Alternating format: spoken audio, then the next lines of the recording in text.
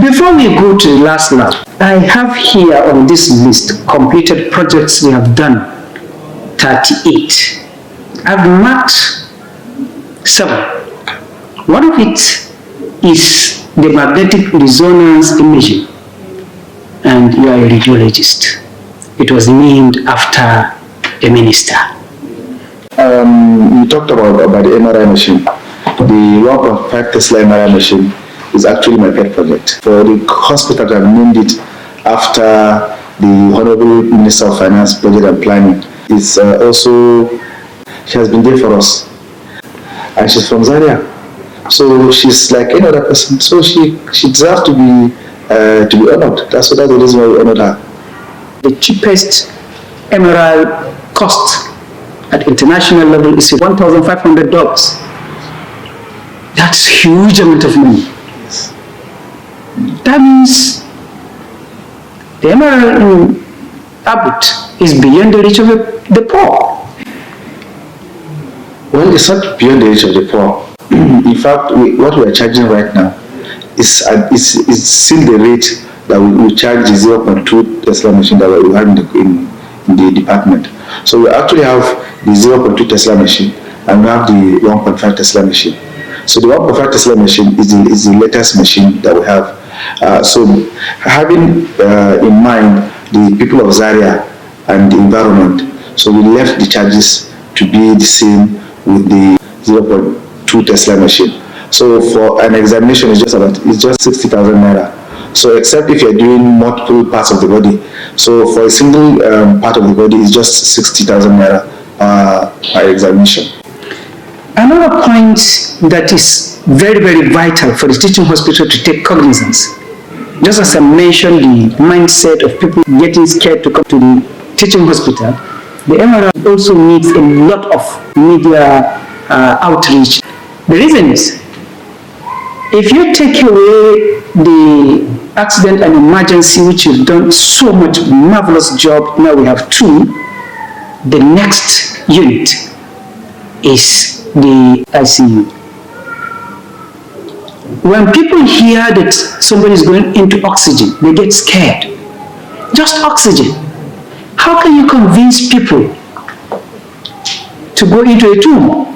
Because I think it's the close tight.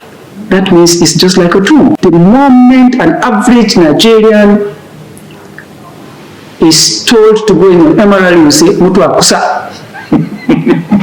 What are you doing to change the mindset of people that the MRI advantage? Well, what we have done is just before you do an MRI examination, there's this talk that the doctors and the radiographers give to the patient. So they will not be scared about the machine. They will not be claustrophobic, because that's the main thing that happens, is claustrophobia. So we try as much as possible to enlighten people about it. So with that, people will look at MRI as any other examination that takes place in the hospital. Zainab Shamsuna Ahmed Emerald Suit, Emerald at your doorsteps, first of its kind in Nigeria. You no longer need to travel afar for Emerald services. The same kind of accurate diagnosis in hospitals in Europe, America, and other places is now available at the Zainab Shamsuna Ahmed Emerald Suits of Ahmadu Bello University Teaching Hospital. Zainab Shamsuna Ahmed Emerald Suit raises the bar with the 1.5 Tesla Emerald machine, first of its kind in Nigeria. Canon 1.5 Emerald Tesla machine is easier, faster, designed to reduce duration of scan, deliver clearer and accurate digital imaging of investigations. The most beautiful feature of the latest ABUTH's Emerald machine is the provision of the patient's safety and clinical comfort. Emerald is safe and cheaper than the long-term cost of hospitalization. With the Canon 1.5 Tesla Emerald machine, Zainab Shamsuna Ahmed Emerald Suit can now conduct diagnoses that were impossible before. The Zainab Shamsuna Ahmed Emerald suit is medically and technologically equipped in an aesthetic and conducive environment. Visit Zainab Shamsuna Ahmed Emerald suit at Ahmadu Bello University Teaching Hospital, Shika, Zaria today for your emerald accurate diagnosis, reduced cost and expertise. Zainab Shamsuna Ahmed Emerald Suit, MRI at your doorstep, first of its kind in Nigeria. There are so many people with breast stages of cancer. There are so many accidents that are not brought in here. If this machine, just like the Emir proudly told the president, now we don't need to go to Sokoto or other places. This outreach is expected to tell the world, especially the elites and those afraid or are not aware of that machine. Well, I think that's why we're having this conversation with you. It's just a starting point.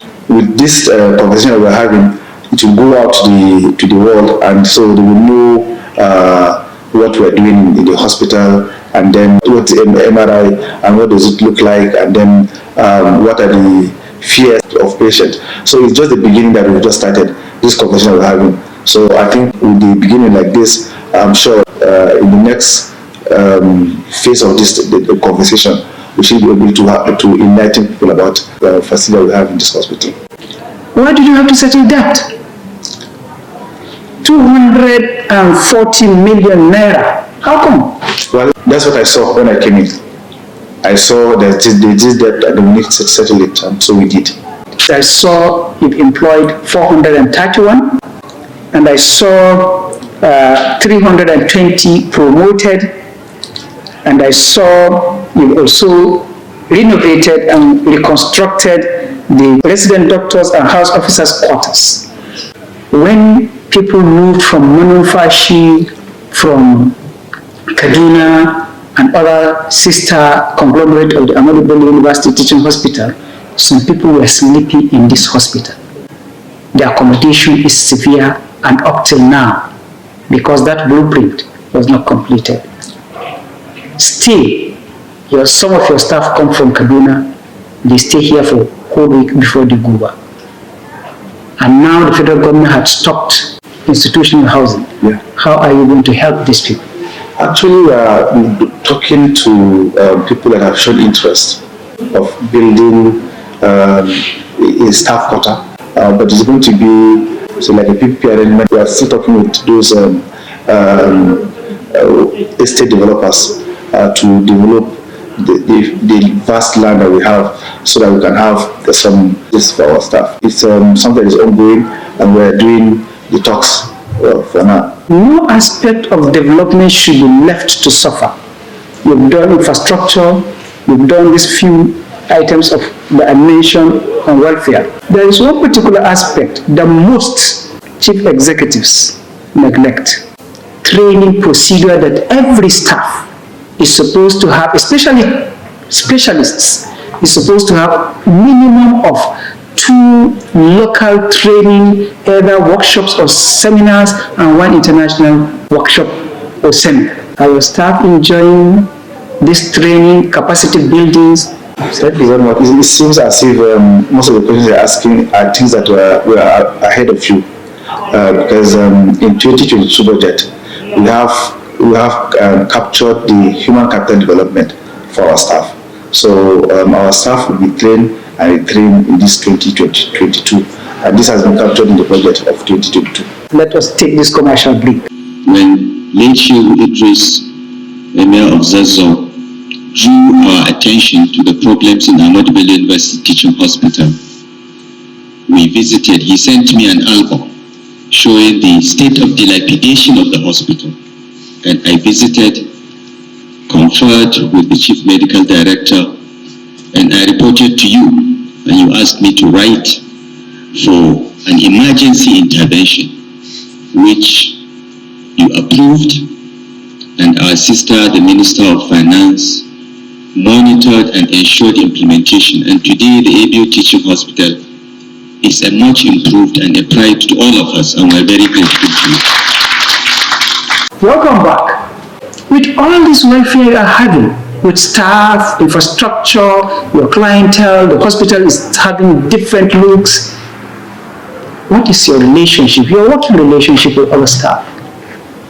I think I can say my working relationship with my staff is very cordial. I have an open door policy.